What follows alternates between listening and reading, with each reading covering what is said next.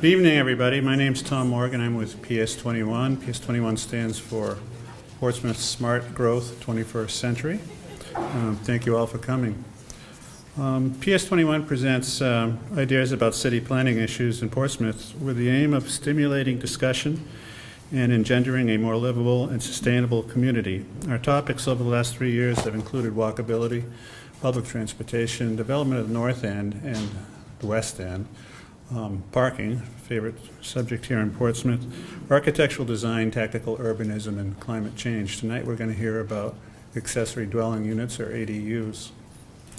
I'd like to thank the sponsors. Our season sponsors are the Jeffrey Clark and Martha Fuller Clark, founded the New Hampshire Charitable Organization, also the Piscataqua Savings Bank, and the Coroway Film Institute.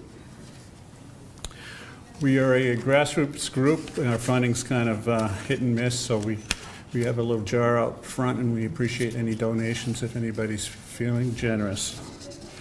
Tonight our speakers are Ben Frost and Rick Taintor, and we'll be hearing about ADUs. Ben will explain the new state law that the legislature passed last year. It's going to take effect on June 1st. And then Rick will walk us through the City of Portsmouth's response to that responsibility that's been placed on the municipality. There'll be a brief question and answer period after Ben's talk, and then we'll move on to Rick. Ben Frost, first speaker. He serves as the Director of Legal and Public Affairs for the New Hampshire Housing Finance Authority. Ben brings two key perspectives to this talk tonight. He is both a seasoned professional planner and also an attorney. And you can ask for more appropriate perspectives on the issue that we'll be talking about tonight. So Ben has saved us the trouble of getting an additional speaker. We have them both right in one there. He's going to explain the details of the new law and provide us with a little context of what's been going on in New Hampshire in the last few years that prompted the legislature to do what they've done. Ben, could you tell us about the new law?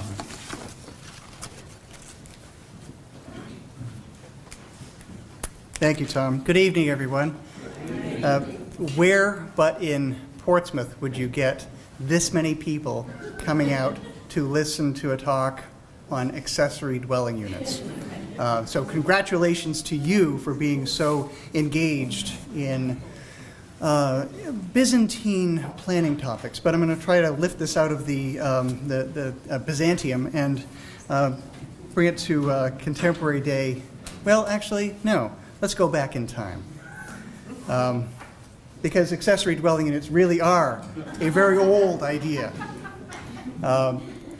We are, and this is Mesa Verde in the southwest. I forget what state. Where is Mesa Verde? In Colorado? It's right near Four Corners, in that area. We are accustomed as a species to living oftentimes in close quarters with one another. And certainly you experience that here in Portsmouth, which is a pretty densely built community. But it's not unusual. For my part, I do not live in a densely populated area. I live in Warner, which is, for those of you who don't know where it is, it's where Boston stops on its way to Vermont. On I-89, exit 9, that's where the Market Basket is and the McDonald's. If you keep going in a little bit on the road, you come to this beautiful little town center. It's a town of about 2,800 people. I happen to live outside of town. And I think this is part of the choice that planners need to make, and as we as citizens need to make too, recognizing that people do want to have choices. So some people choose to live in dense environments, or in the local parlance of where I'm from, originally Ipswich, Massachusetts, thickly settled. But other people choose to live in the hinterlands, like me. I live on 11 acres in the midst of 1,000 acres of conserved land, and it's paradise for me. I can't walk to anything except woods, but that's okay. So it's a simple, an old idea. Old, certainly. Simple, kids get it. I mean, so this is a Lego set. Okay, so this is actually the Golden Hall of Edoras from the Lord of the Rings trilogy. You'll recognize. So what is that next to the Golden Hall but an accessory dwelling unit? Yeah, it's a stable. I'm kidding, but you get the idea. But when you talk to kids about planning ideas, they come to really basic concepts, like, well, why shouldn't people have small, decent places to live? Kids like small places, like playhouses, and you might think about an accessory dwelling unit as a playhouse in one manner of speaking. Now, to take it up another step, I do greatly miss Downton Abbey. What a wonderful show. But what is Downton Abbey but a single family home, a really big one? And where do the rest of the people live who aren't living in Downton Abbey?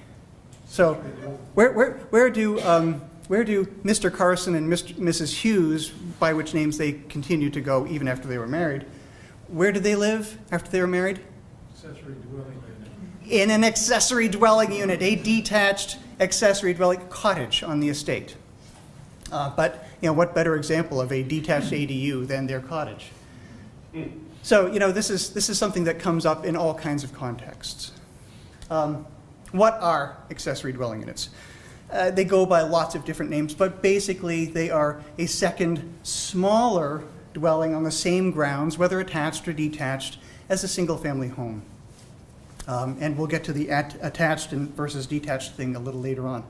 It can be an apartment over a garage, can be where your post-college child lives in the basement. How many of you are experiencing that? Some of you, I'm sure.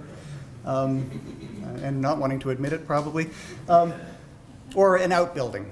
Think about a chicken coop that's converted to a dwelling. And actually, I talked with someone last night who lived in such an environment. I know it was a perfectly well done because it had been rehabbed totally.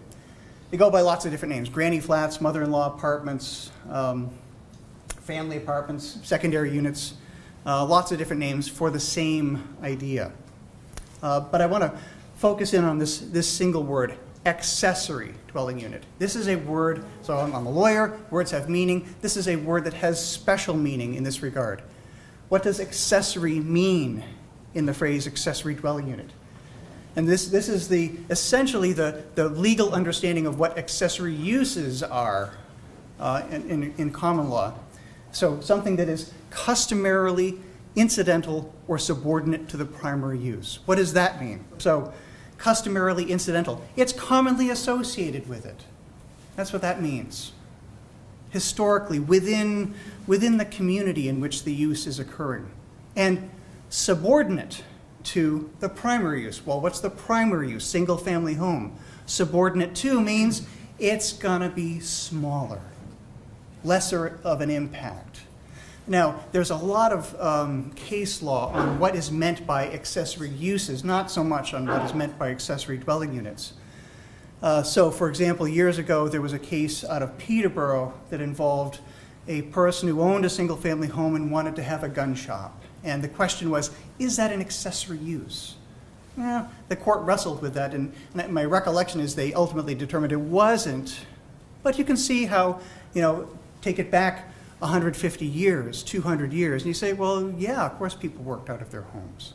And we have a lot of that going on here in Portsmouth, too, a lot of people working out of their homes. Now, you might say, well, even in places where home occupations aren't allowed, how many of you take your work home with you and work on your computers at night or on the weekends? Is that a home occupation? Arguably, yes. But what's really coming to the fore is, what is the impact upon other people, neighbors, for example? So is it customarily incidental? Should your neighbors expect a certain type of use to be occurring in that environment? Or should they not be surprised or too surprised when it does? This is a bit of a sales pitch. What are the benefits of ADUs? I'm sure you can come up with some of your own, but I want to focus on a couple of them. The efficiency of the use of land. You've got existing development, and here's an opportunity to increase the housing stock without effectively much more land development. You're not building in green space, really. You're building in people's backyards, or carving out a portion of an existing dwelling, or building an outbuilding in the backyard. It can be, although it's not necessarily, affordable. but because the units tend to be smaller, they draw lower rent than the larger structure. And I'm using that in a strictly economic sense. Rent, whether you're the owner or a renter, you can talk about the economic rent of a property. It improves the homeowner cash flow. Think about how many people in a high property tax environment who are struggling to pay their tax bills. A lot of us. And this is an opportunity for people to be able to use a portion of their property to help offset the costs of property taxes and whatever other bills they may be facing. And then finally, it's helpful to people who want to age in place or people who have disabilities who might need a caregiver but want to have some privacy of their space as well. So those are some of the benefits. Here are a couple of examples of ADUs, and this is a really good website, and I'll repeat it to you. It's www.accessorydwellings.org. This is one guy who just loves accessory dwelling units, so he created this website and has a lot of examples from, in particular, Oregon, the Portland area, but elsewhere as well. So here are a couple of examples. The one on the left is from Eugene, Oregon, and that actually, I think this is a laser pointer here. So this is actually a mother-in-law apartment. The owner's mother-in-law lives in there. But you're looking at it from the street, you can't tell what it is. It might just be a great room or a family room or a mother-in-law suite, as it is. This in Portland is in Portland's historic district, so you can imagine the rigors of the permitting of that. This is at a garage that was converted into a very small, I think 460 square feet, two-story accessory dwelling. And I was just looking at my notes, and I noted for the first time that the one on the right in Portland is actually used for short-term rentals. And I know that's an issue in Portsmouth. Closer to home. This is in Hopkinton. If you're driving up 89, I encourage you to take exit 6 and turn right off the ramp, and you'll see this old farmhouse that's been converted to, actually, it's not necessarily an example of an accessory dwelling unit, but conversion of an older building to multiple residential units. So imagine this as maybe one single-family home with an accessory apartment. It's actually 4 or 5 units, done really tastefully, beautifully, in fact. So from the road, you can't tell what's going on there. Only from the back can you see that there are multiple entrances, multiple electrical meters. Really well done. And lots of space in this property, too. So there's not much of an impact on the neighborhood. There's frankly not much of a neighborhood there. So I challenge, some of you may have seen this before. If you have seen this before, you can't play the game. The game is find the hidden ADU in Warner, in this property. Where is it? Where do you think? On the garage. On the right. Upstairs. Upstairs. Indeed. That is exactly where it is. How do I know? I used to live there. So this is a story that I use to demonstrate the importance of a healthy rental market. Rentals are really important for labor mobility. So people can come into an area when they get a job offer and figure out where they want to live. They don't want to necessarily go in and buy something in a community that they're not really sure about. So when my wife and I were creating our household, she was working in Lebanon, I work in Bedford. Warner was kind of halfway in between. And so we rented this apartment in Warner, in the Davisville section of Warner, for 6 months. And it was our introduction to Warner. And we have since bought a house there. We love it. It's a great community. I call it blue collar with an artsy edge. It's a really cool town. But had it not been for this rental unit, we might not now be in Warner, where we are volunteering on local boards and adding to the community. Whether it wants us to or not, I'm not sure. So ADUs, and I talk about the history of it, it goes back a long ways, but here in the U.S., ADUs were really common in single-family homes up through, say, the early 20th century. But post-World War II, our land use patterns changed significantly. And this is a result of a lot of different factors. Part of it is the baby boom, lots of new population, car boom, the ability of people to buy cars, and the construction of highways so that people can move from place to place fairly efficiently, and sprawl, which was in part a result of the sorts of zoning ordinances that we were promulgating as planners, so-called Euclidean zoning, which is named after a U.S. Supreme Court decision in 1926, Village of Euclid versus Ambler Realty, Euclid, Ohio, in which the Supreme Court of the United States upheld local zoning as an exercise of the police power, that is, the power of the government to protect public health, safety, and welfare. Now, this case, in this case, it was Justice Sutherland who was writing for the court, and he said that it might be, the notion of incompatible uses might be the right thing in the wrong place. In his language, like a pig in the parlor. Pig is the right thing, the wrong place. So you might think, well, okay, industrial uses, residential uses, yeah, they don't really belong together. So you can see why you would use zoning to keep those two sorts of uses separate from each other because of the negative impacts that one might have on the other. Certainly, industrial uses may negatively impact residential uses. Same way, residential uses can negatively impact industrial uses because of the complaints that property owners have. But actually, this case, Euclid versus Ambler Realty, was about the separation of single-family homes from multifamily homes. So I guess multifamilies were the pigs in this case. It's a point of sensitivity for me, I'm sorry. Okay, so we have all these different factors that have added to and compelled us to use land differently through a significant portion of the 20th century, including easier mortgage financing. But things are changing. We know this. So this is from the Pew Center. This is a study that they published in May of 2016. And just focus on the headline. Living with a parent is the most common young adult living arrangement for the first time on record. And the record being going back to 1880. So that's a fairly significant historical record for this kind of data. Think about that. Living with a parent, and this is for people ages 18 to 34. Living with a parent is the most common living arrangement for the first time on record. This is significant. Why are our young people still living at home in increasing proportions? I am hearing lots of answers here. It was kind of rhetorical. Especially so for young men.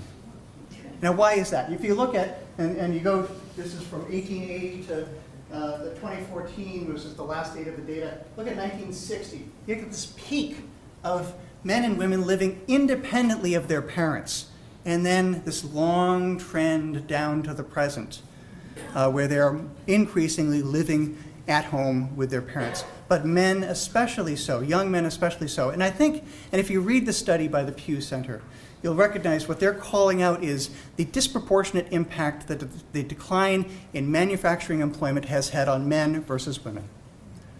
So men have been left out of the equation in employment in increasing numbers relative to women. So lots of things going on. So that's what's happening on one end of the age spectrum. We also know that here in New Hampshire, we are an old state. This is not new news. So the American Community Survey, which is the census's replacement of the long form, is done every year. In 2015, they pegged New Hampshire at being tied with Vermont for being the second oldest state in the country, behind Maine. This is changing too, and New Hampshire actually, I believe, is aging faster than Vermont, so when the 2016 data come out, we'll probably see New Hampshire in exclusively second place ahead of Vermont.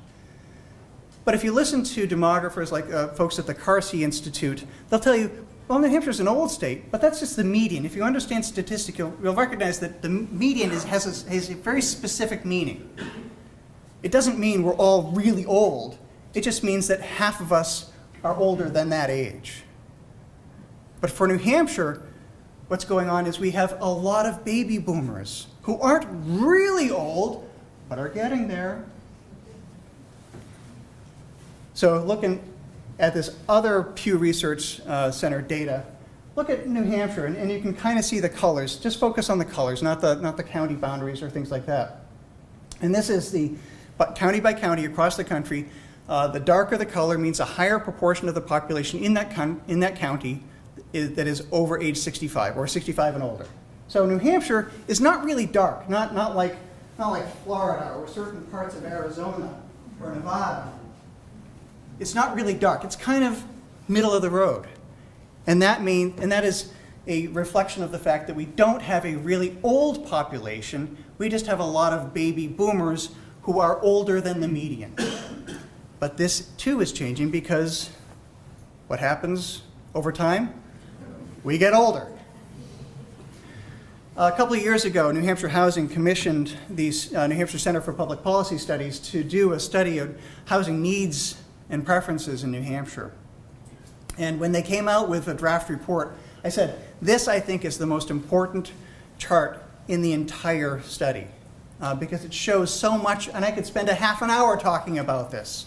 It shows so much of what's going on with New Hampshire's population. So focus, this is different groups. So and from a housing finance agency's perspective, we're interested in people who can buy or rent. So we start at age 15, not that you're buying or renting at age 15.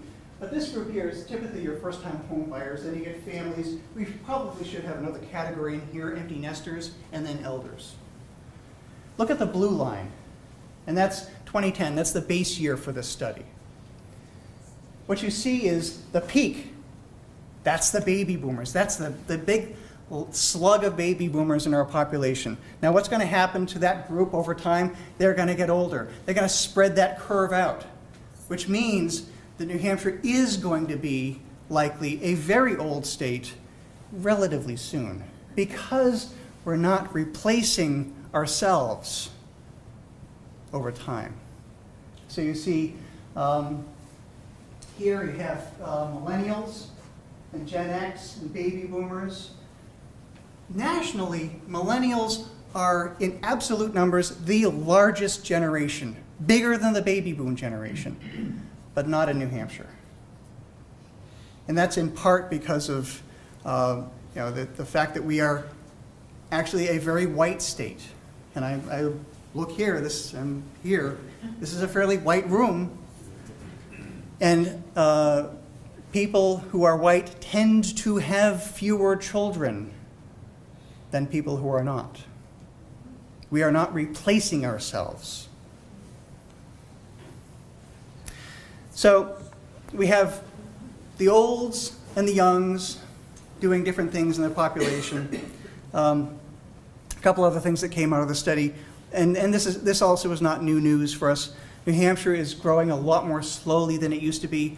Say 17 years ago, roughly, New Hampshire was growing at the pace of a Laconia every year. About 17,000 people added to the population every year. And that's mostly because of in-migration, mostly from Massachusetts. It's not happening now. Now we're growing by a couple thousand people a year. And now, the second bullet point here, this mismatch point, this is the fundamental conclusion of this study. There is fundamentally a mismatch between our existing housing stock, large single-family homes, and the needs and desires of the population increasingly. So what we have is an aging population that wants smaller homes. We have those who are here, the younger population, want smaller homes. And what we've got is big homes.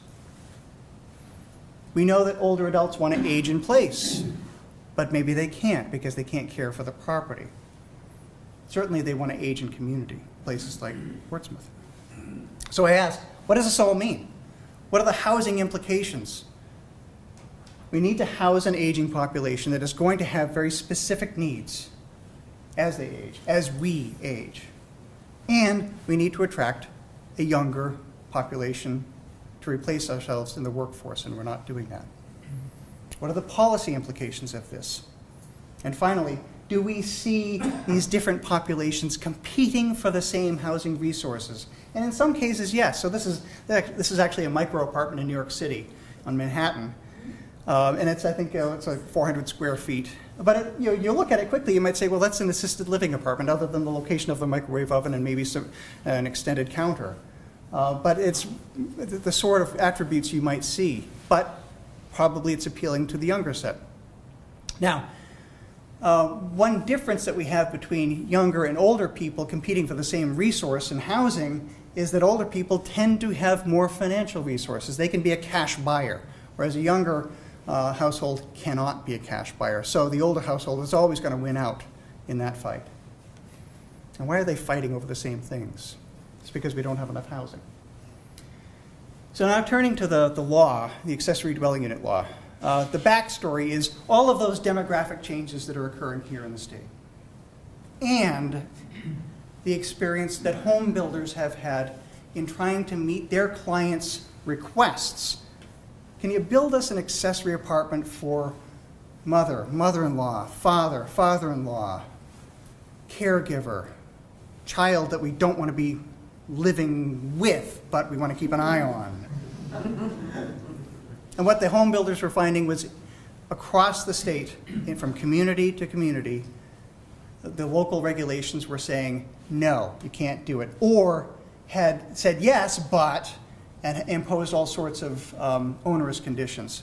And so the home builders sought legislative relief. And they found sponsors in the legislature, Senator Fuller Clark among them, to create this law on accessory dwelling units. So here's the law, the basics. There is a definition of what is meant by accessory dwelling unit in the law, but there's more to it in that in the statute, and I call these the defining characteristics. The law, the definition talks about a separate living unit on the same property. It's an independent living unit with sleeping, cooking, eating, and sanitation facilities. If it lacks one of those, it's not an accessory dwelling unit under the law. I had one building inspector ask me, well, this guy wants to build a cottage in his backyard, but he doesn't want to have a kitchen in it. I said, well, it's not an accessory dwelling unit. But there are a couple other attributes in the law that aren't part of the definition, but must be present in an ADU in order for it to be an ADU. First off, the owner has to demonstrate the adequacy of water supply and sanitary disposal on the property. So if you're on public water and public sewer, fine, it's no problem unless you're at capacity. I know that's an issue in Portsmouth too. But if you're on a private well, I'm not sure how you demonstrate the adequacy of the supply in a private well, other than you turn the water on and it flows.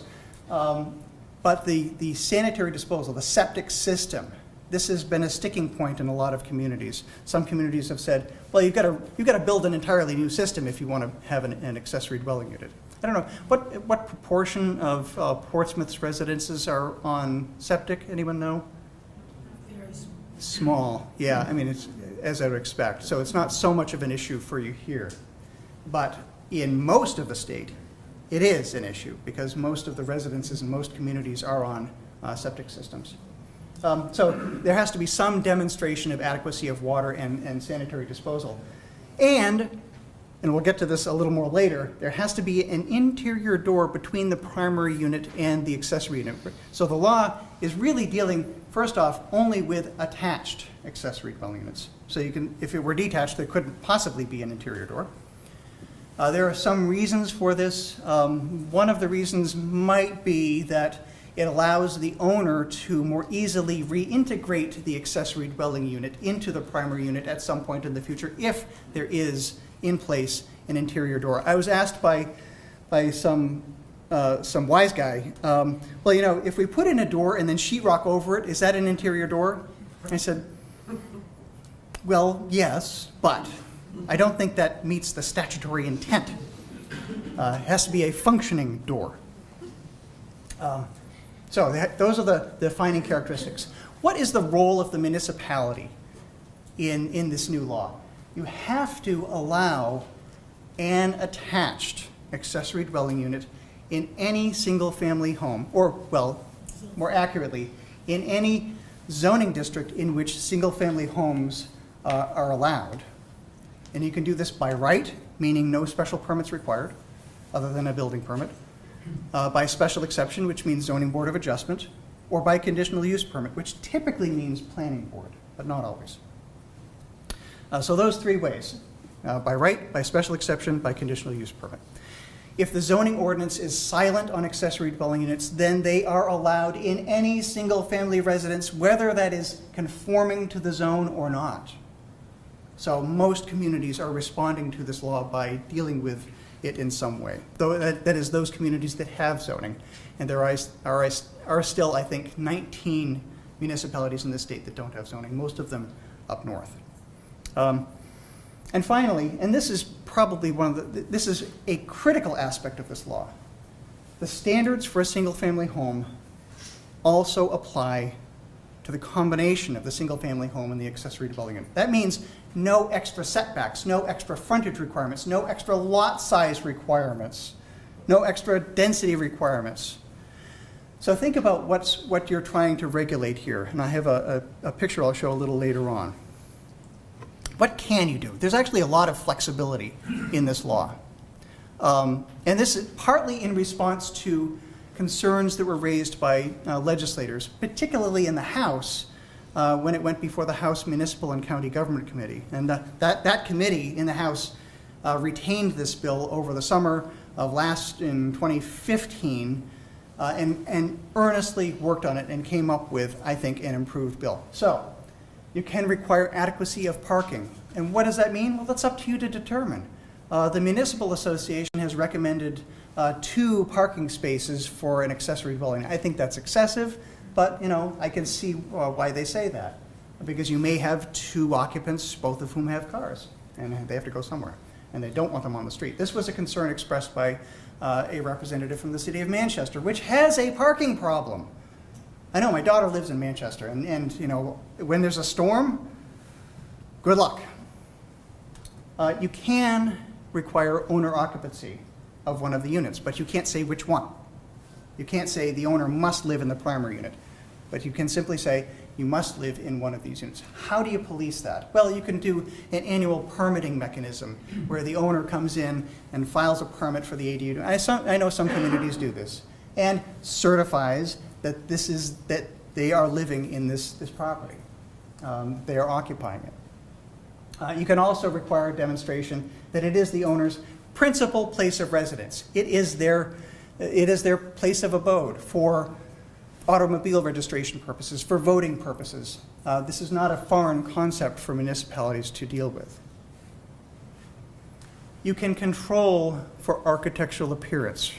And in the language of the statute, it says aesthetic continuity with the single-family residence. I call it look and feel. How you do that, well, that's up to the municipality to decide, as long as you have some sort of standard in place and don't make it an arbitrary decision of a building inspector or zoning board of adjustment. You can limit the number of ADUs to a dwelling to 1 if you want to. I only ever thought of there being just 1, but I suppose you could have more than 1. And you can't, and let me be careful about how I have phrased this. The law does not prohibit municipalities from limiting the number of unrelated individuals who occupy a single unit. This is the Durham provision of this law. So the representatives from the town of Durham were very concerned about this law, and they wanted to make sure that they could continue to enforce their maximum of, I think, 3 unrelated individuals per dwelling unit. Hanover, likewise, I think has a standard of 4 unrelated individuals. It's a college town problem, but not exclusively. That does not mean that those sorts of restrictions might not be struck down for other reasons based on other laws, such as the Federal Fair Housing Act. So any community that is considering that kind of restriction, I urge caution and urge you to talk with your legal counsel a lot. What can't you do? You can't limit an ADU to 1 bedroom. You can't require it to be smaller than 750 square feet. You can allow the owner to build it smaller than 750, but you can't require it. I believe Portsmouth has set a standard of a maximum of 750, which actually is consistent with the law. You cannot, remember we called these mother-in-law apartments? You cannot require a familial relationship between occupants of the units, not just for mothers-in-law. And remember that interior door. You can't require that it remain unlocked. How many of you have been renters at one point in your lives? How many of you have had a crazy landlord? You want that door locked. How many of you have been landlords and had a crazy tenant? You want that door locked. But this is a provision that some municipalities have used to limit who will actually use an accessory dwelling unit. If you require the door to be unlocked, who's going to police that anyway? I'm not sure. But if you require it to be unlocked, then really you're only looking at family members, I think. And I've already talked about the lot areas. We'll get to detached ADUs. Okay, so I said I have this thing I wanted to talk about. What is it we're trying to regulate? If your concern, as it should be legitimately here in a place like Portsmouth, if your concern is density, consider a couple of different factors. So here we are on Mulberry Street. You've got half-acre lots, well, 20,000 square feet, 100 feet by 200 feet. And you've got these fairly large post-World War II houses, 2,500 square feet, with a garage. What's the impervious surface coverage of this? 20.6%. Okay. If you add an accessory dwelling unit in the dwelling unit, you've increased the ability of the property to be used more effectively, more efficiently. You've created another residential unit without increasing the impermeable surface. Add on out back, you've added a little bit to the impermeable surface. What is it you're trying to regulate? Is it the density? Is it water quality? Is it surface water runoff? Because there are other things that could be allowed under your zoning ordinance that might have a much greater deleterious impact on groundwater, surface water, and the surrounding environment. So if you're a basketball aficionado, a 96-foot by 50-foot NBA regulation court with a roof gives you 53% coverage.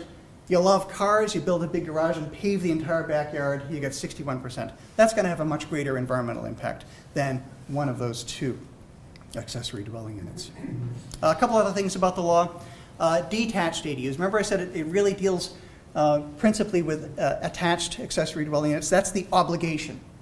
The law says municipalities at their sole discretion may allow detached accessory dwelling units if they want to. It's up to the municipality. If you do, then the one dimensional standard you can vary is lot size. You can call for an increased lot size if you have a detached ADU. And then I'm not going to talk about 67421 because it's really arcane. So this is Senate Bill 146, signed into law by Governor Hassan on March 16th of 2016. It goes into effect, as Tom said at the outset, on June 1st, 2017. This gives all municipalities in the state a full town meeting cycle. I know that's not relevant here in Portsmouth, but most of the communities in the state are operating under a town meeting form of government, whether it's official ballot or traditional town meeting, and most of them have a town meeting in March. Some in May, a couple in April. So they have that full period of a year in which to deal with this. And I think a good number of them have dealt with this fairly effectively. What's going on now, though? There are a couple of bills pending in the legislature. Senator Fuller Clark has introduced one of them, and that is the first one, allowing municipalities to limit ADU short-term rentals. And I know that that is a really important concern with Airbnb and VRBO and other similar rental mechanisms. Unfortunately, the Senate committee that is handling this has voted to kill the bill, recommend that the bill be killed. It will go to the Senate, I believe, in 2 weeks. Tomorrow. Okay, tomorrow. There may be, and I think this is a fairly important bill because the law was not intended, in my view, as one of the authors of it, it was never intended to allow for short-term rentals. It's intended for longer-term occupancy, for the workforce, not for vacationing tourists. But there may be another opportunity later in the session to deal with this, even if the Senate kills the bill tomorrow. There's another bill in the Senate that would prohibit the Department of Environmental Services from imposing additional septic requirements for accessory dwelling units. And this is a reflection of the rulemaking that DES did last year to account for accessory dwelling units, which requires increased tank size Not necessarily increased field size, but increased tank size for septic systems because of the peak flow that you get coming from two households working on the same system at, say, 6:30 or 7 o'clock in the morning. I get the point. This is a bill by Senator Avard that would prohibit DES from requiring that. And I believe that is going to go to the Senate tomorrow, probably for passage. And the last one is a House bill by Representative Carolyn Matthews of Raymond and I've worked on a lot on this bill, that would allow municipalities to limit accessory dwelling units in townhouse environments. So think of condo townhouses, to limit them associated with manufactured housing, which is a concern for some people, I suppose. And most importantly in this bill, to allow municipalities or to prohibit future condominium conveyance of accessory dwelling units unless the municipality wants to allow it, and some do, especially up north. So that is going to the House tomorrow on the consent calendar and is likely to pass, and then we'll go over to the Senate.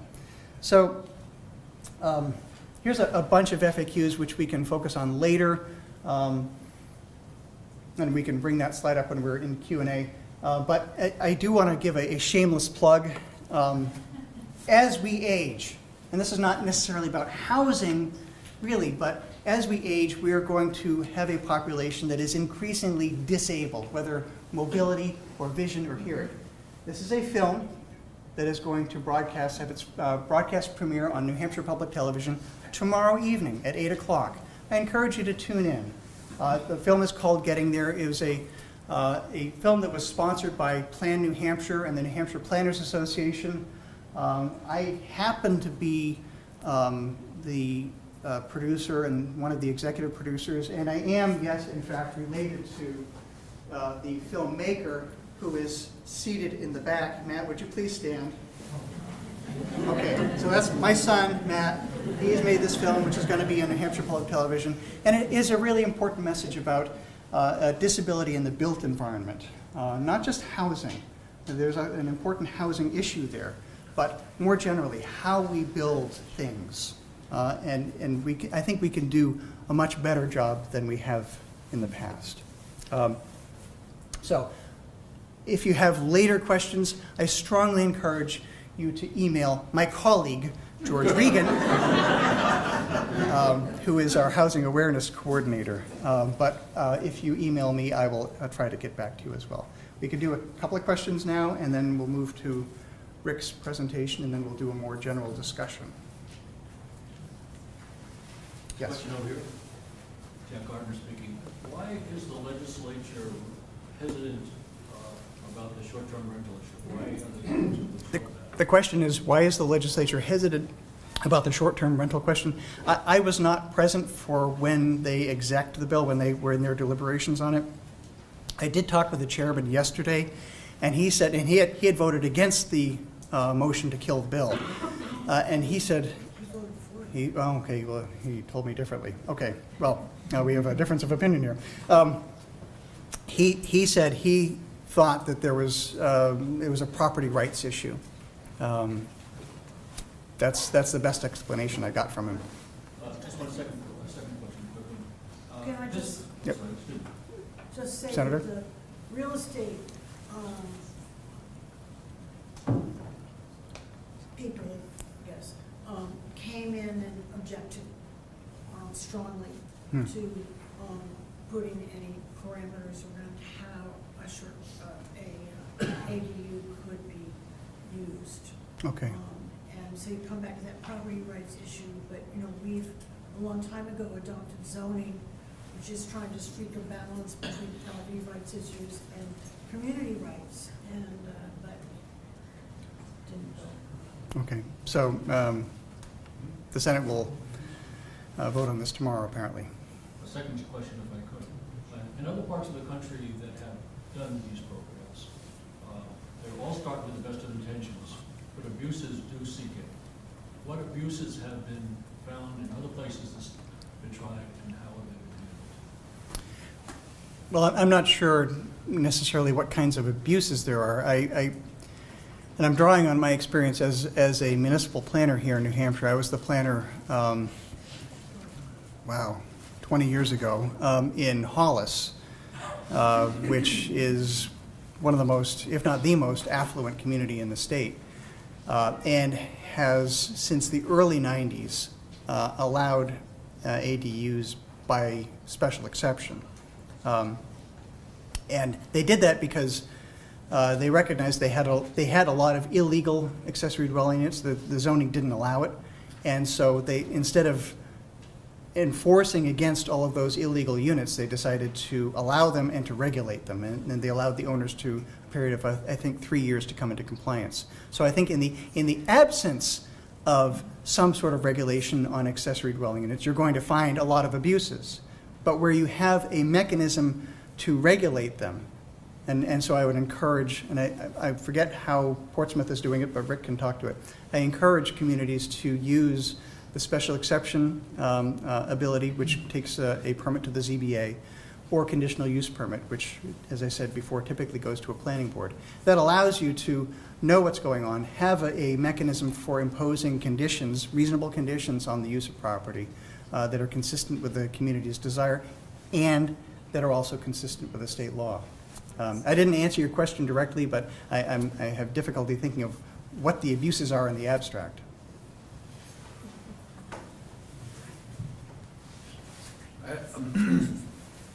I own property in Portsmouth, and we have a second house on our property, but it's zoned as a two-family, the property zone is two families. So I was wondering if the smaller property is considered an ADU. That really depends on how your zoning ordinance is written, and so I without looking at the zoning ordinance, I can't answer that. But I will go back to this. Are we just talking about duplexes? And the answer is no, because a duplex is a specific use. It is essentially, typically, two co-equal units on a as part of a single structure on land. Now, you're talking about two separate structures? You must have something in your zoning that allows that to happen, whether it's the lot size or it's a pre-existing non-conforming use. Yeah. I don't know. But I would not necessarily characterize that as accessory. Are they two? If they're two single-family homes, then one is not accessory to the other. They're two single-family homes. And with that, I think I will. We're going to give you a rest, Ben. Thank you very much. Very informative. And there will be plenty of opportunity for more questions for Ben after the second speaker. And the second speaker is going to be able to address the type of questions that you raised, as what's possible in the city of Portsmouth now. Our next speaker is Rick Taintor. He's the planning director for the city. He's been planning director for 8 years. He's actually been in the city a bit longer than that. He was working on the previous master plan. And he's going to tell us about the city's response to this new legislative mandate. He's well suited for that task because he's the principal author. And he also worked with the Portsmouth Planning Board and the City Council to come up with a solution that everybody was on board with.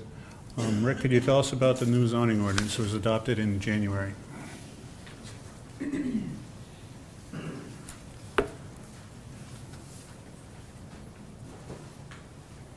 Sure. Let's see.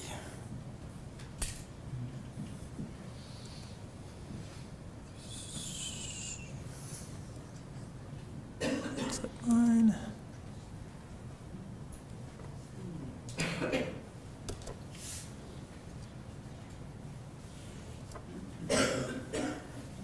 Okay, thank you. Well, that was a very entertaining presentation, and I'm not going to be nearly as entertaining for those of you who know my presentations. So I'm going to talk about Portsmouth. There are a lot of slides here. I'm going to run through them very quickly, but there'll be a lot of opportunity for you to ask questions about them. One of the things that Ben mentioned about the law is that under the law, communities are required to allow accessory dwelling units in some form, whether as of right, by special exception, or by conditional use permit, in any zoning district that allows single-family dwellings. And this map, although the colors may not be as easy to see as they should be, shows all of those districts. So that includes our rural district, which is basically for single-family homes on 5-acre lots, our single residence districts, our general residence districts, which are closer to the downtown, our mixed residence office and mixed residence business districts, and then 4 of our character districts, which have been adopted over the past few years in the downtown, the north end, and the west end. So most of the areas that are white on this map are either general business districts, and of course all the area out at Pease, and then some natural resource districts. So a fair amount of the city is subject to the ordinance.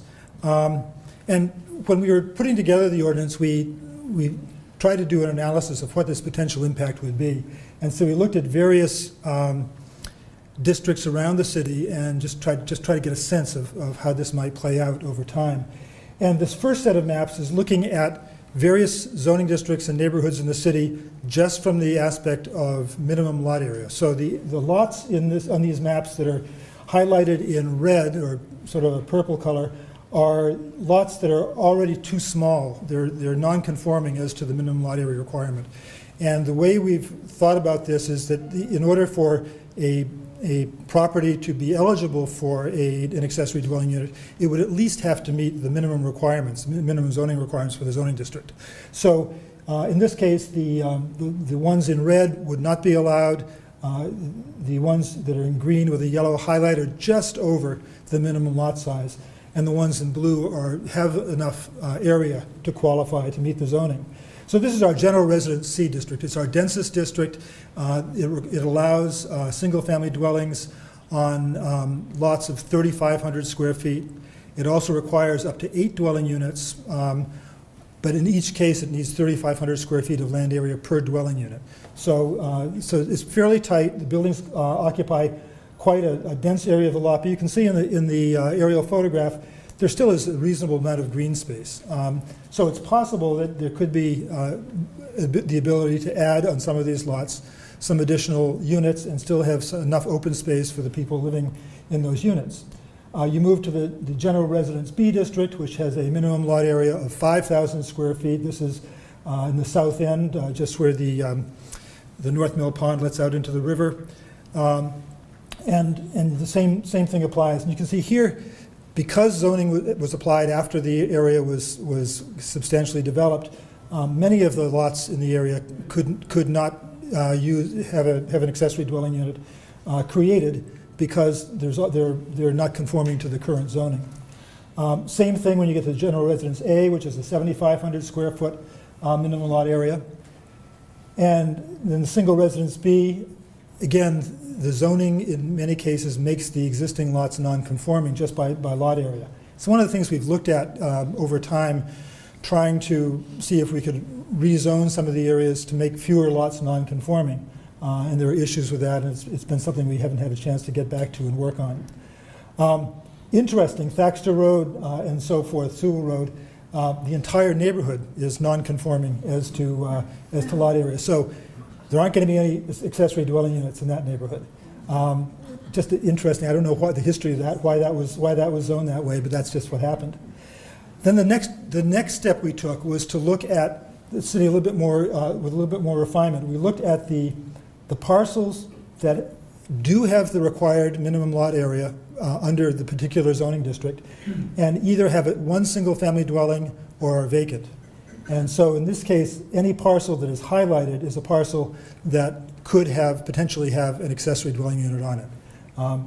There are other zoning standards that might apply, but this is a pretty good assessment of where accessory dwelling units in the city might occur. So this is the Frank Jones neighborhood and Christian Shores, as well as Osprey Landing and the Atlantic Heights area. Then going down into the south end and between Middle and Islington Streets. And you can see there are a number of areas where there could be accessory dwelling units created under the state law. And then moving further out into the single residence A and single residence B and into the rural districts. Quite a number. The Woodlands and Elwyn Park have quite a lot of opportunity for accessory dwelling units out there. So as we were developing the ordinance and thinking about it, we had some concerns. And the first one I mentioned earlier is that our general residence C district and some of our other general residence districts currently allow single-family dwellings on very small lots. And so, right now, the maximum allowed density is essentially 6 to 12 dwelling units per acre, which is relatively high for New Hampshire communities. And the general residence districts permit single-family dwellings and 2 to 8 unit dwellings at the same lot area per dwelling unit as a single family. So if you're in a GRC district, you can have 3,500 square feet, you can have 1 dwelling unit. If you've got 7,000 square feet, you can have 2 units, and so forth. And then the other thing is that many existing apartments in our zoning districts are at the same size range as are allowed for accessory dwelling units under the state law, less than or equal to 750 square feet. So in that sense, the accessory dwelling unit law effectively doubles the allowed density. And although what Ben said about duplexes is generally true, in Portsmouth under this law, you could take a 1,500 square foot house and using this law, create 2 750 square foot dwelling units. Basically, turn it into a typical duplex without having to meet the minimum lot area requirements that would otherwise be required to do that. So it effectively doubles the allowed density for 2-family dwellings. We don't think that's going to be a terrible issue because we need to find room on the lot for cars, for additional parking of cars, and in many cases there are other aspects of the lot that are non-conforming. For example, they may not have the required frontage, so in that case they wouldn't be able to get the accessory dwelling unit in there. In terms of thinking about detached accessory dwelling units, remember that the law says that the same zoning requirements apply to a single-family unit and the accessory dwelling unit combined as apply to the single-family dwelling unit by itself. And one of those standards is building height. And we were very concerned that detached accessory dwelling units, we would be allowing essentially 35-foot high detached accessory dwelling units. And we didn't want to do that because that would be really adding density. For example, somebody could take a garage and add a story onto the top of it, which people have done, without going through the more restrictive process of a variance. So we were concerned about this, and we were also concerned about the fact that many of the existing accessory structures, like small garages in our denser zoning districts, don't meet the standards, the zoning standards, so they don't meet side setbacks. And in many ways, when the planning board talked about this, in many ways they thought that it would be better to convert those small existing structures to an accessory unit rather than allow an expansion of the existing house, that there would be less impact. You'd get a better, a more affordable accessory dwelling unit with less visible impact on the neighborhood by allowing a conversion of that garage. And that garage couldn't be converted under at least the way we interpreted the law, it couldn't be converted because it didn't meet the standards for a single-family dwelling. So, so our concerns were impact on neighborhood character, privacy, because many of these garages would be very close to the lot line. They'd be put in the backyard. You'd be overlooking the backyard of the neighbor. And many people, when you saw those aerial photographs, the houses are to the front of the lot, and that's okay. There's a lot of density at the front of the lot, but there's some open space in the back, and so people, are concerned about maintaining the privacy of their backyards. And we're also concerned, to some extent, about interplay between the accessory dwelling unit statute and our historic district, although the Historic District Commission is fairly strong and could have a lot of control over that to make sure that the ADUs didn't impact the neighborhood too much. So in conclusion, the board really felt that converting some of these existing accessory structures that may not meet the zoning for a single-family dwelling would be better for the neighborhood than allowing an expansion of an existing house or the construction of a conforming detached accessory dwelling unit in the backyard. So the way we address this is, I'm not sure, we think it's innovative, we'll see how it works, is to create this concept called a garden cottage. So we've defined it as a second dwelling unit in an created through conversion of an existing accessory dwelling. And we specifically said that it's not an accessory dwelling unit, so it's an additional unit that we're creating outside of the law. And so it doesn't have to, and we're saying it doesn't have to comply with the yard requirements. It's not subject to the same height allowance as the detached accessory dwelling unit. And so we're really allowing it as an alternative to either an attached accessory dwelling unit or a detached accessory dwelling unit, because we think it has less impact than either of those. We want to be able to encourage or to allow the conversion of those existing small garages as an easier alternative than doing an expansion to a house or construction of a new, larger detached accessory dwelling unit. We hope that it will be less expensive to create and therefore more affordable for the renter. So, again, this garden cottage concept is to allow existing accessory structures to be converted into small dwelling units without having to comply with land use regulations for principal dwellings. It has an explicit statement that it's not an accessory dwelling unit under the new law. And therefore, because we're adding another unit that has 2 units on the lot, the single-family zoning standards don't apply, and the city does not have to provide for if that second unit is created, that is the second unit on the lot, and therefore there's not another accessory dwelling unit that can be provided. Because it's a third option that we think will be lower cost and lower impact than expanding a house or building a new structure. So the ordinance was enacted in January after 6 or 7 months going through the planning board and the city council.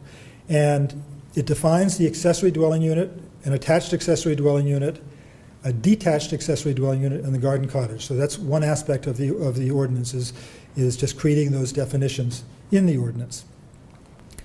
And then the components of the ordinance, again, are the definitions, the changes to the table of uses, and then Article 8, Sections 10.8.14 and 10.8.15 provide the regulations that actually implement the state law. So in our table of uses, this is what the section of the table of uses looks like.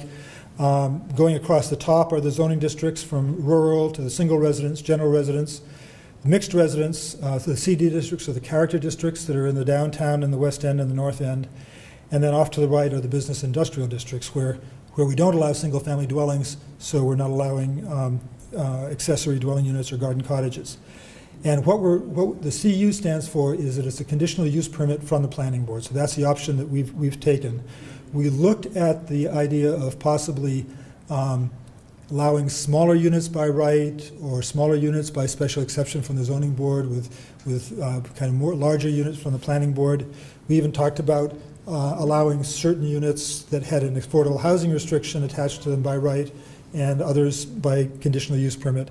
But in the end, the planning board decided that at least initially they wanted to have all of the accessory dwelling units and garden cottages allowed through the conditional use permit. And the conditional use permit is essentially just like a special exception, except that it's the planning board that grants it rather than the zoning board. And then in the ordinance, we have parallel regulations pretty much for the accessory dwelling units and the garden cottages. And I've highlighted some provisions here that we felt were important. And in terms of the accessory dwelling units, we have this provision that one and only one accessory dwelling unit shall be allowed on any lot containing a single-family dwelling.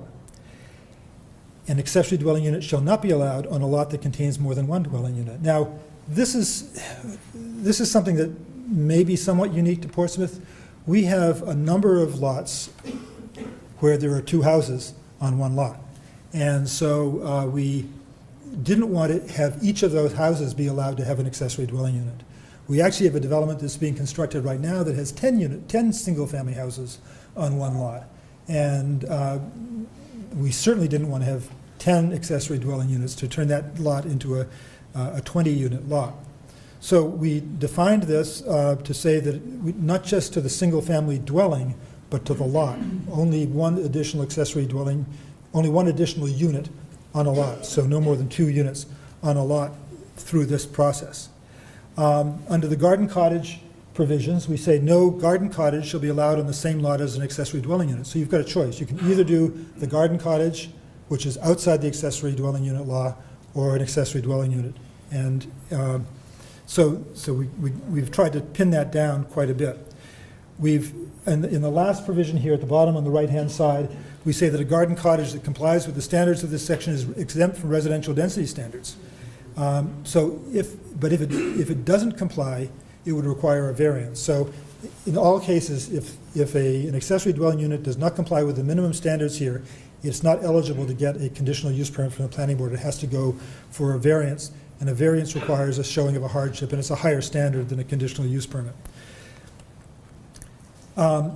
In terms of off-street parking, we have said that we have a provision in our zoning ordinance right now for micro units, and it hasn't been used yet, but what we said is that a unit that's less than 400 square feet only requires one parking space. And so we brought that into the accessory dwelling unit and garden cottage provisions, where we're saying that if you have an accessory dwelling unit that's up to 400 square feet, you only are required to provide one additional off-street parking space. If it's over, you need 2 additional spaces. Parking, as has been noted earlier, is a big issue, not only in the downtown, but also in some of our denser residential zoning districts and with narrow streets. So we want to make sure that we're not adding to congestion.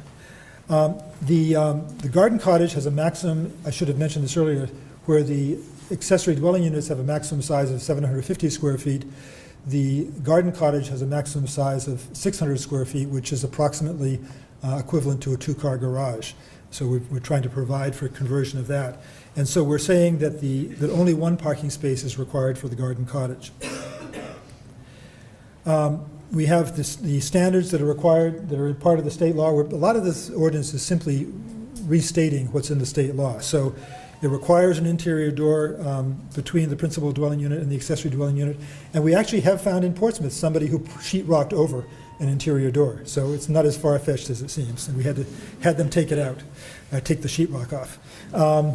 And so it shall have not more than 2 bedrooms, not more than 750 square feet of gross floor area, and it should maintain the appearance of a single-family dwelling.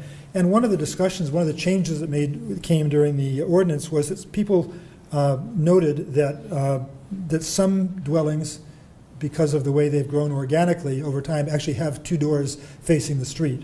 And so we said you can have two doors facing the street, but one should really seem like the principal entrance, and one that should really seem like a secondary entrance. We do specifically allow detached accessory dwelling units in certain districts, and that's on the left-hand side. On the right-hand side, in terms of garden cottages, when you have an existing accessory building that you're turning into a dwelling unit, you're not allowed to expand it either vertically or horizontally. So the idea is to keep the same character of that relatively small garage, with the exception of a small entry or a small deck. And the bottom piece, which is not highlighted here, again, thinking about this issue of privacy in adjacent lots, if the garden cottage is within a required side yard for the zoning district, so it's closer to the fence than would be required for a single-family home, it can't have any windows or doors higher than 8 feet facing the adjacent property. So it's to protect the adjacent property, their privacy in their backyard. Then we go through the standards for what the planning board has to look at to determine whether to grant the conditional use permit. And at the very end, we have an annual certificate of use to verify compliance with the standards, which include owner occupancy of one of the units and so forth. This is what we think might happen. You might, in our urban neighborhoods, the general residence B and C, the areas where we have a minimum lot area of 3,500 to 55,000 square feet, we might get internal accessory dwelling units, in other words, conversion of a house without expanding it, or we might get the garden cottages.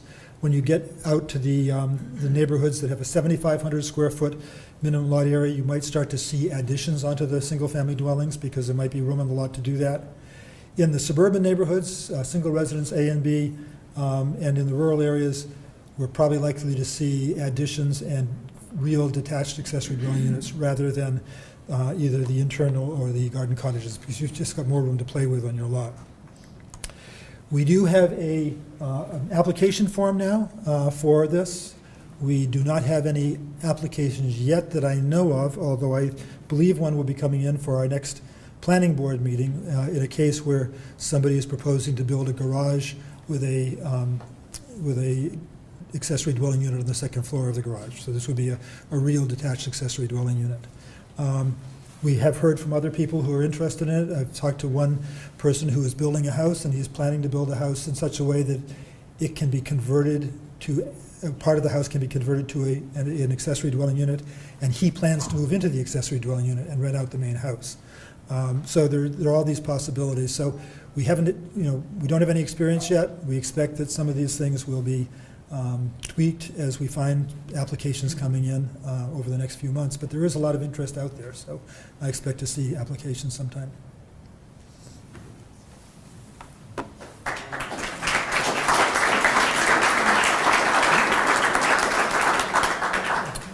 Thank you very much, Rick. Some of you know, but in case some of you don't, Rick will be retiring from his position as planning director on April 30th. So this will be a good opportunity to pepper him with questions on ADUs. You may not get another good opportunity. And we do have time for plenty of questions. Doug has a mobile mic, and if you could wait for Doug to approach with the mic, then everybody will be able to hear the question. And both Ben and Rick are available for questions, so are there any out there? Who is this question for? Well, it's a legal or technical question. Well, we have an attorney over here on my right. I'll wait for the mic if you want. Thank you. Good. I live in Portsmouth, but this is a question about a neighborhood that would comply with a detached ADU. In other words, each house in the neighborhood has a garage, and above the garage there's a space that could become an ADU. But when the builder built the neighborhood, he included in all of the deeds an exclusion for developing the garage into an accessory dwelling. Does the state law trump that condition? That is a good question for an attorney. Can the state law be used to break the restriction? No. Think about homeowners associations and condominium associations and other restrictive covenants on land. Those are private contracts among and between property owners. This law does not trump those.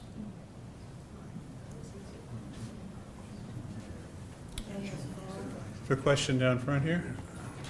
My question is for Rick. If we have a question about our particular property, do we make an appointment with somebody? Do we show up at the department? What's the best way to go about that? Best way to do is to call the planning department and ask to make an appointment with Vincent Hayes. Vincent Hayes. I mean, you can just call and say you're interested in a accessory dwelling unit, and it will go to him. But he's the person who's really looking at all these right now.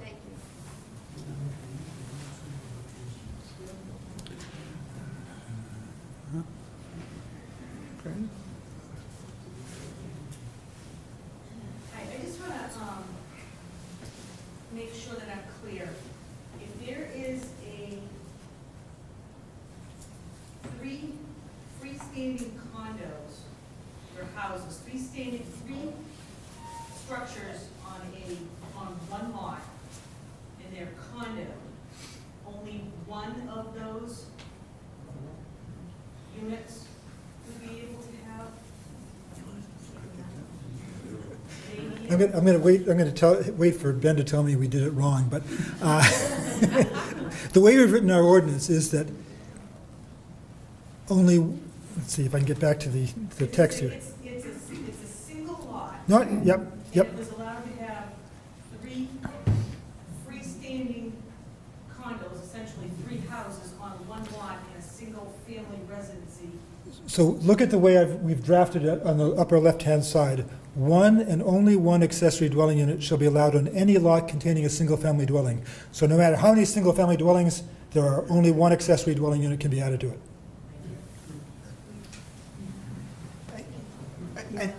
Let me add a little bit to that. I don't think that the law contemplates that situation. Well, I've got that situation. And I think the way the city has dealt with that is reasonable. To expand on this lady's question, my understanding is that separation of ownership or condominiumization. So if you're constructing an ADU within a condominium regime, doesn't that make the ADU a condominium?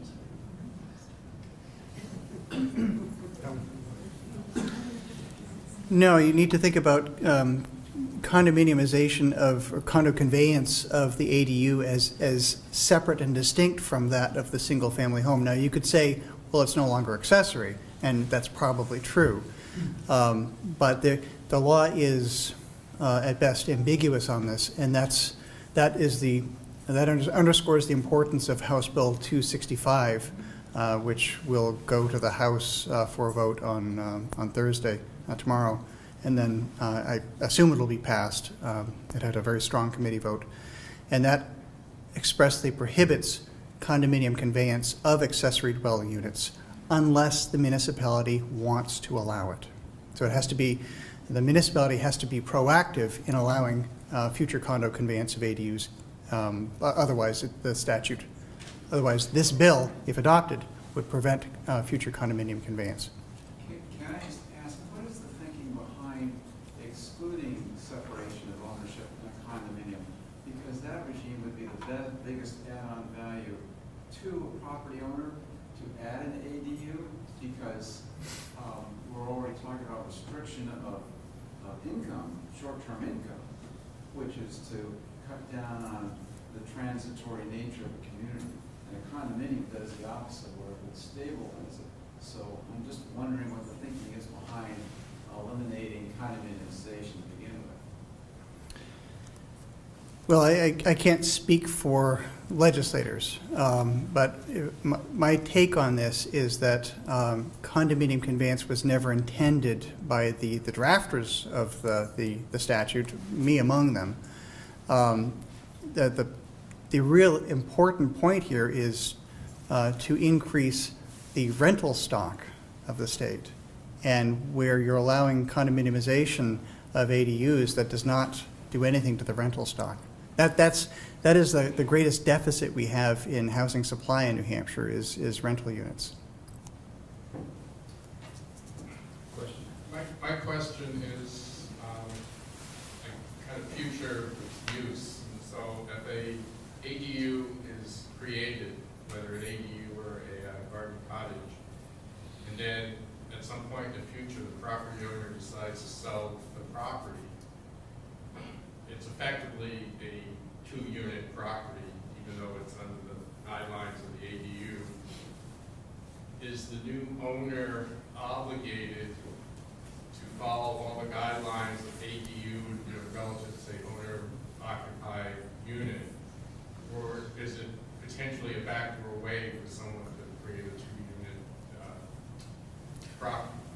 Right, well, that's really why we had that last provision in there about requiring annual certification that you're meeting all of the requirements for an accessory dwelling unit, including owner occupancy. So if somebody comes in and wants to buy a property as an investment, they won't be able to use the second unit as an accessory dwelling unit anymore. Is there a means to regulate that or police that? Well, our zoning enforcement officer will, we frequently find illegal apartments, and our zoning enforcement officer, when we find them, goes out and deals with them. So that would be the way to do it. So I guess this is the final part of the question is, so if the property then is put up for sale, does it need to be disclosed, I guess, that it has to follow ADU? Yeah, and I think that, we often find, again, in the same way, we find that properties are put up for sale as if they're or three families, and we find out they're not legal three families, and we contact the realtor and when we see the ad and tell them he's got to change the ad. So we do that. And I should have mentioned earlier when I answered the question about who do I talk to about getting, because Vincent's right back here. Could you stand up, Vincent? This is the guy to talk to, and he's usually much better dressed than he is tonight. So. I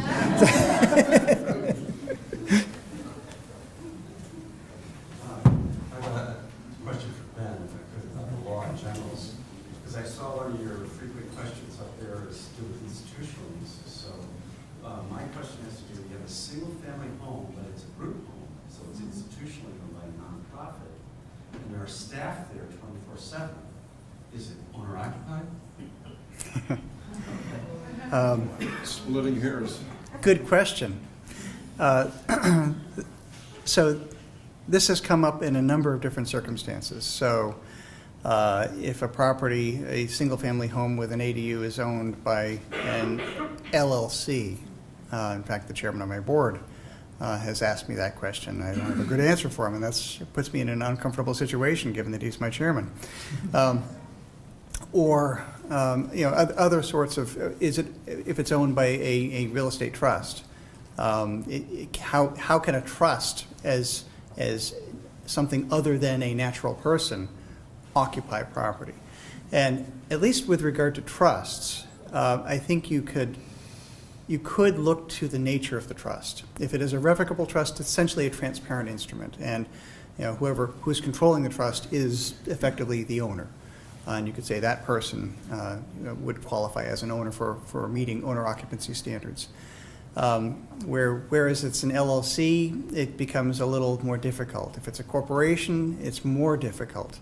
If it is a nonprofit organization, it's the same. Well, nonprofit is probably a corporation. It's just a nonprofit corporation.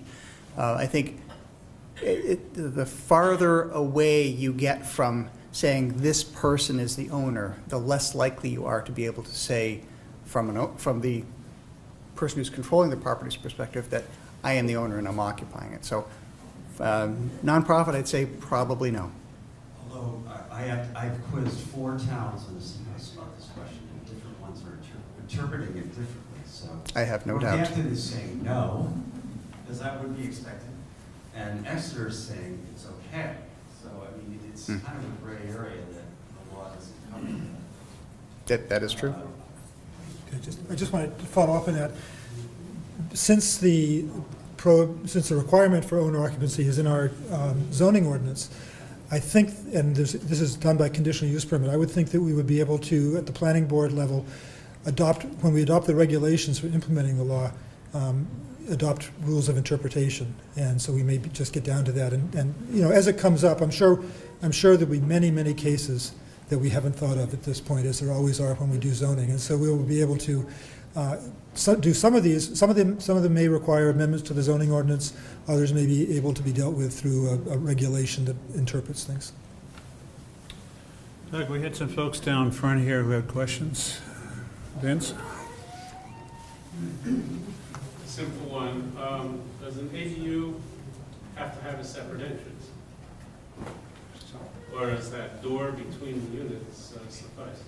They could have a common entrance and common space within, from which you have 2 entrances to the individual dwelling units. So you're saying that it does have to have at least one separate entrance? Well,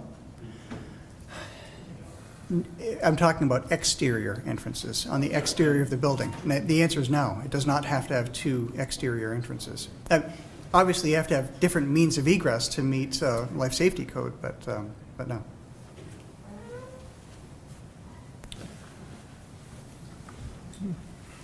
This is for Rick. In 2008, with the guidance of the inspection department, I put a small addition on for my mother, who is now 94 and still living in the addition.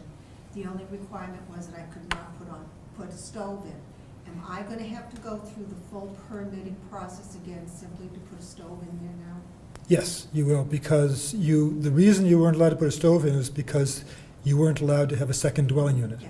So this is actually, in order to create a second dwelling unit, you need to go through some type of, and I don't know your property, I don't know the details of it, but if it complies. Angela or Kyle, we've talked before. Yes, I know we have, but I don't know the details of your property, and so I can't tell you whether it's a conditional use permit for an accessory dwelling unit or whether your lot size and frontage would require you to go to the zoning board for a variance. But I don't know which it is, because I can't tell without looking at your property. But I wouldn't have to go through all the inspection department and everything? Well, yes, Because it's existing?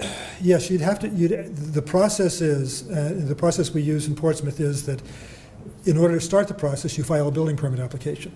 So you file a building permit application with the inspections department. That gets sent over to the planning department, where we look at the land use issues and figure out what you have to do. Then you go through the boards, and then once you've gotten any and all land use approvals you need, then the inspections department issues your permit. And you would need to have, either an electric permit or a plumbing permit or something like that.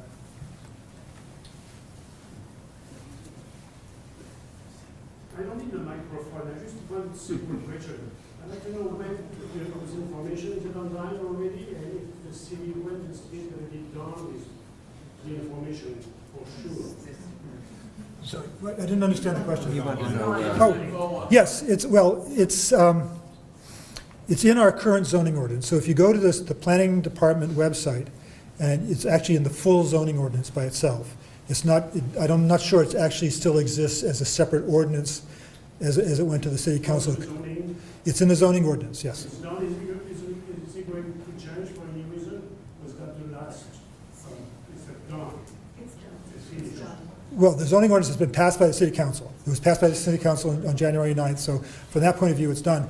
We may have to, in the future, make changes to it, and that if it were, it would go through the whole public hearing process. But as it is right now, it's there. People can start applying for this. So also, it's on the homepage of our website, ps21.info, right at the top. Another question down front here? Yeah, just, is it conceivable, or would it be allowed if someone created an ADU, but then it wasn't used as a dwelling, that they'd use it as an office? Well, it would be a dwelling unit if you created it, because by creating it, you've got the bathroom and the stove and all the stuff that makes up a dwelling unit. You wouldn't have to use it as a dwelling unit, but you would be restricted by the other zoning requirements. The zoning, the way we have it here, see if I can find it quickly.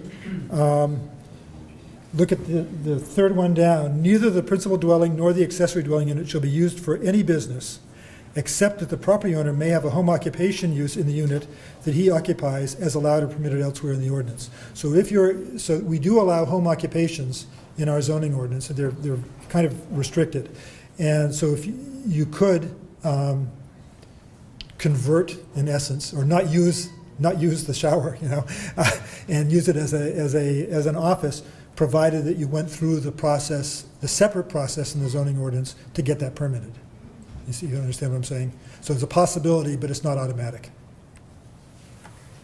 So my question is actually about this page. So if we own the property, we own both the garden cottage or the accessory dwelling unit and the house? Yes. Are we only allowed to rent one? So it says, You have to live in one of them. what if we don't want to live there? Then you can't do it. We can't rent either. You can't, it's not an accessory dwelling unit. If you don't live there, you have to take out the accessory dwelling unit. We have to get rid of it. Yeah. Because it requires, the ordinance requires it to be owner occupied. We don't want this to be an investment property. Mm-hmm. Thank you. So Rick, looking at 10(3)14(33), neither the principal dwelling unit nor the accessory dwelling unit can be used for any business. Does a short-term rental qualify as any business? And would this be one way to address that issue which has been raised by the city? I think that needs state legislation to do that, because right now, a rental unit is a residential unit, it's not a business unit. Regardless, there's nothing that says that a short-term rental, somebody renting for 30 days is any different than somebody renting for 25 days. So they're both residential uses. I think the state would have to define a short-term rental as a business use in order to make that distinction. If the state did that, then we'd be all set. Okay, thanks. So short-term rentals are totally okay as of right now. Don't ask me that question, please. I just I'm not prepared to answer that. I mean, it's been an issue we've been discussing for a long time, and we don't have a resolution on it. So legally, there's nothing? Legally, it depends, it's really on a case-by-case basis whether it is, because we do allow permitting for bed and breakfasts. Mm-hmm. So if it is something like a bed and breakfast where you're doing a short-term rental and it's within the parameters of the bed and breakfast part of our ordinance, and you get the permit from the zoning board of adjustment, then you can do that. And then it's a short-term, a bed and breakfast is a type of short-term rental, I guess is what I'm trying to say. Where we have run into issues is whether something is an inn or something else. And we've had these issues, and it really is a policy issue that needs to be addressed. And we've, Could I add to that? yeah, sure. Just note that the Department of Revenue Administration does seek to collect the meals and rooms tax on short-term rentals as they define it, which is a rental of, I believe, less than 185 days, which seems to me a long period, but that's in their administrative rules. Couple more questions? Right here. After hearing a few of people's questions regarding having a dwelling unit and then eventually selling your property, if the intent was to provide more housing to supplement the demand, what's kind of the thought process behind having to have owner-occupied unit there and not being able to sell your property down the road to somebody that's investing? I feel like you're kind of putting it out there that you can have this, but down the road, you're limiting yourself, because if you have to remove an ADU, that's a huge cost, and kind of defeats the purpose of putting it in the first place. Well, it's not a huge cost, because all you have to do is take out the bathroom, and then you're done with it. It's a fairly small cost. I think that Portsmouth allows a ton of rental units, and we have a ton of rental units. We allow 2 families, 4 families, 8 families, depending which zoning district you're in. So I think what we're seeing here is that, this is a mandate. It's a statewide mandate that's been put on us, and we're responding to that mandate. I think what we wanted to do was to not make sure we were not changing the character of the neighborhood from a residential, owner-occupied residential neighborhood to a transient neighborhood. And so the way we thought of doing that was to say that it's going to be, at least one of the units has to be owner-occupied in the long term. I think that once you get into a neighborhood that is primarily renter, not that renters are bad, I've been a renter, but I think it does change the character of the neighborhood, and that's what people in Portsmouth have always been afraid of when we've talked about turning single-family homes into 2-family homes.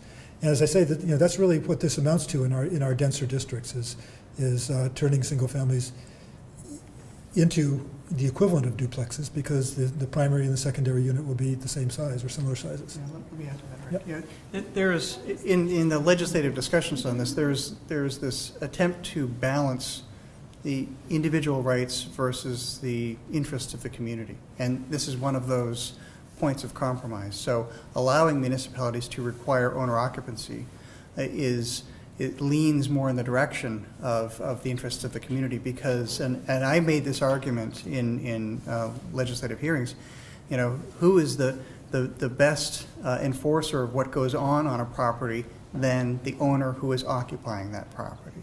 So we're, as Rick said, we have exclusively rental situations, and recognize I work for an organization that is promoting rental housing, and this is a way of promoting some rental housing without giving up the whole boat. Just a question for Rick. Is there a notice requirement in the application for the ADU for neighbors to be notified that there's an application? Yeah, conditional use permit is a public hearing process. So you apply, the abutters are notified, it's published in the paper, and it's published in town hall and the library. It's a regular public hearing, just like for any other zoning board or planning board public hearing. Thank you. Now, the second question was, on the privacy concern, is there a similar or different standard for privacy? If let's say a garage conversion or a carriage house is already built and then it's converted into an ADU? Because you mentioned privacy with regard to the garden cottages, contiguous neighbors, right? Yeah. The privacy issue is really, the reason we included that in there was because these are existing structures, and they're closer to the lot line than would be allowed for a single-family home. So if you could build a single-family home, a 2.5-story single-family home 10 feet from the lot line, there's no logical reason why we should be more restrictive of the accessory dwelling unit. It's only when the existing unit is 5 feet from the lot line And it's not much of a difference, but we want to make sure that as you get closer and closer to the backyard of the abutter, that we're more protective of them. Okay, thank you. Yeah. Other questions? Paul? Yeah, Rick, concerning the garden colleges and attached ADUs in Portsmouth, is the gross floor area the footprint of the building No, or the total living space? it's the total, it's the way we define gross floor area is the sum of the areas of all floors in the building measured from the exterior walls. So it's actually bigger than the total living space because you've got the walls, subtracting the walls. So if a standard two-car garage is 30 by 25, you could not live above the two-car garage if you convert the first floor. Exactly, yep. But you could, and this is our first application is to build the garage and build a second story on it that's a dwelling unit. Okay. Okay. Other questions? Charlie?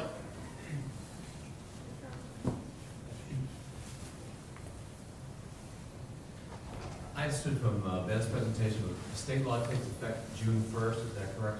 So if the state law, which is the enabling legislation, doesn't take effect on June 1st, how can the city be open for business, so to speak, ahead of that time? The state law is a mandate. The city has always been able to do this. There's never been any prohibition. Communities have always been able to do accessory dwelling units under the zoning. So, rather than, we just got on a timeline and we got to the end of the timeline and we were done. It could have taken us another 4 months to do it, but we were able to get it done and get it passed to the city council in January. So it's not, the state is not, this is not enabling legislation. This is mandatory legislation. So we have to do it by then, but we could do it earlier. And I will answer your other question. I'm sorry I haven't gotten back to you yet. About a different topic. Oh, yeah. All right. Thank you very much for coming tonight. To keep up with our PS21, you can point your browser to ps21.info. Thank you very much.